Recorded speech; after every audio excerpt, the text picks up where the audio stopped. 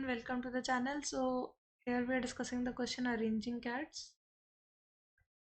The question and the detailed solution is explained in the previous video.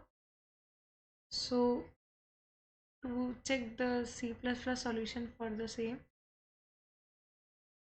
here is the C++ solution where we compare.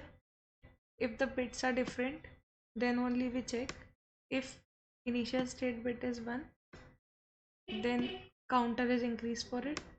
If final state is 1, then we increase the count for it, and we return the minimum of initial and final plus the absolute value of the difference between the two. So that's the solution to the problem. I hope you all understand this solution.